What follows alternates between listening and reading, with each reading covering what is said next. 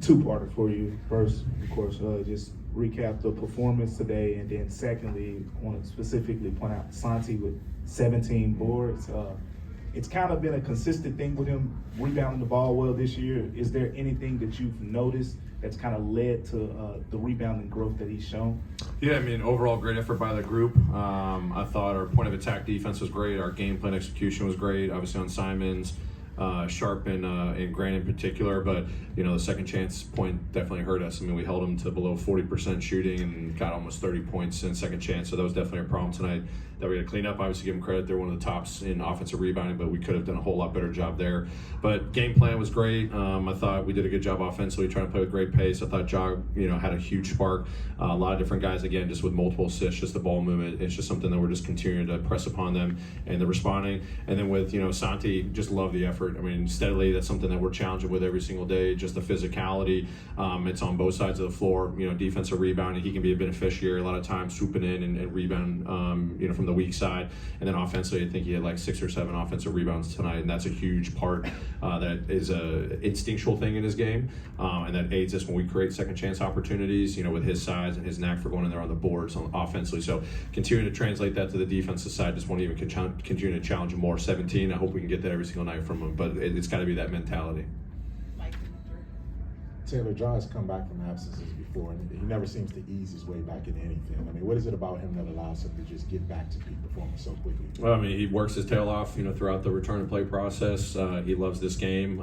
He misses being out there, but I think I said it to someone before the game, just his engagement, even when he's out, you all didn't get to see the work that he's putting in. I mean, this past week was some of the best work I'd seen, from him in a return to play process. I mean, because he wants to be out there so badly. His engagement with his teammates, his voice in the locker room, and the film sessions on the sidelines, he was chomping at the bit to get out there. And then he and I were talking on the side of, okay, what's this going to look like in 2 weeks from now? I mean, we were talking 2 weeks ago about the things he was doing well, what he can correct, what he can get better at, where the team's headspace is at, what we got to do better just as a team. He was, translating that to the guys, throughout the game. So he was just locked in, the last, 3-ish weeks. So he loves the game. He put in the work, and this is no shock, him coming out first game back, the impact he made with the pace of play. I thought he did a phenomenal job on Simons defensively, held him to 5 points. His point of attack defense definitely set a tone for us as well tonight. Before you go, Drew, if you need Marcus, you should go to locker room. Oh, come on. Go ahead, Drew. I know you probably hope that you guys play the same way every game, but is there energy or a vibe difference when all of the stars are available, Ja, Dez, and Jaren? I mean, I don't want to just encapsulate and say it's only going to be one way when it's those 3 guys. I mean, I think the vibe's been great all season long. Obviously, you definitely, look at, someone missing in the lineup, at different pockets throughout this early portion of the season. But I think the energy's been great off the court, in the locker room, how we're approaching every single day, the conversations, the evolution of these guys, these 3 guys, leaders of our team. I think the practice vibe has been great. As I said, since the beginning of training camp, how we've challenged these guys even more with our work. The intensity, the intent with what we're doing, and those guys are setting a tone for us every single day. So obviously, I mean, it's a blessing to have those 3 guys out there every single night. I think this is a great opportunity for us to build some chemistry. I mean, we're deep now. Obviously, missing, Vince and Gigi and Zach, and but these guys right now, I've got a lot of confidence. As we talked about before the game, difficult decisions, but trying to lean into our depth right now, and everyone can make a imprint on the winning recipe for us. Terry. Hey, Coach, it's no coincidence. Your 3-point defense has been better over the last 5 to 6 games. What would you attribute that to?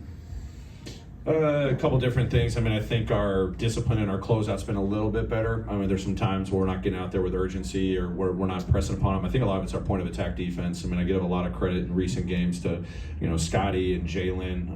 Obviously, we know what Marcus is capable of. Challenging Dez even more. I think Luke's doing a pretty good job. Going to challenge him more, and you see what Ja can do, tonight when he takes on Simons, who's a dynamic scorer. So when we can have a tone-setting, mentality at the beginning, it engages the rest of the guys. We've been talking about that a lot. I think it just kind of throws off teams' rhythms. We're on them, from the start to the end, from the beginning of the possession, 94 feet kind of mentality. And then our rotations have gotten a little bit better too. So I'm going to keep a mindful, eye on it, when our shifts, get a little lax and all that at times. But if we have the discipline in our shifts and our urgency out to the 3-point line, we can, impact shooters with great contests. Appreciate it. Taylor, so this season, I think Brandon Clark's shooting career best, like Mhm. 80-something% from at the rim, but also lowest frequency of his career. But the past 2 games, 6-6 the other game, and then 5 for 7 tonight. Do you think he's just finding his rhythm and his spots more in this new offense to where he's getting the looks that the old, the BC that we've seen before has gotten? Yeah, I mean, I think the last 2 games in particular, a couple more pick and roll finishes. Obviously he's lethal in the pick and roll game. You get the lob, you get the late pass from Jonathan to highlight plays there, just passing in traffic, and that's where he has a lot of success. But yeah, new system. How he's playing on the perimeter, he's cutting a little bit more. Offensive rebounding leads to his finishes as well. Playing in the dunker spot, and then run the floor. So I think he can still play to his strengths. He's just kind of figuring out how he's getting the frequency in those different areas a little bit more. And I think the last 2 games showcase an example of it's not just the pick and roll. It can be how he runs, how he cuts off the ball, how he can go and get it off of the boards. Because there's a lot of faith in him that when he gets it, he can be really efficient when he's in that paint area.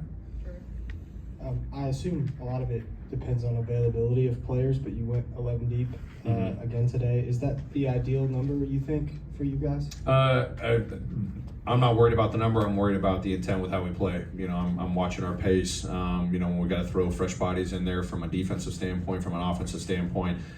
We talk about keeping the engine running. I mean, that's huge for us, and it's not just one side of the floor. It's not just our offensive ability. So, I'm studying the 11 right now. And it's kind of like a brand new team. You bring, John Marcus back, and I was still trying to figure out some of the accommodations and the rhythm. I mean, you look at Scottie Pippen, what an ultimate pro. Guy goes from scoring 30 and 10. He's, primary starter for a couple weeks here, and then he comes off the bench, only plays 14, but makes an impact. And I know he's competitive, heck, and wants to be out there as much as possible. But that's a testament to these guys being able to adapt. The role is going to be what the role is. Got to go out there and play whatever the minutes are distributed, and you got to play with the intent, the energy, and the intensity that we need.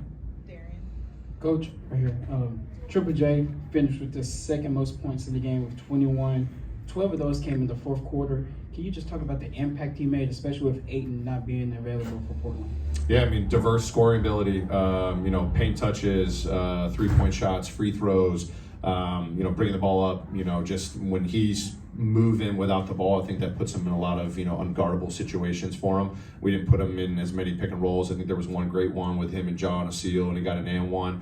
We're just trying to get him to play in space as much as possible. And then, rebound and blocking shots, that's the stuff that we need him to do every single night. They were being aggressive with him. He was playing through contact, and that could be frustrating, but he's making winning plays, chase down blocks, trying to make an impact on the defensive side. He was staying locked in throughout the entire time, using his voice. The points are there. I mean, he's having a stellar start to the season, but I love the impact he's making on both sides and just in adjusting to this new system with a lot of just playmaking out of space. Thank you, Coach. Great, thanks everyone, appreciate it.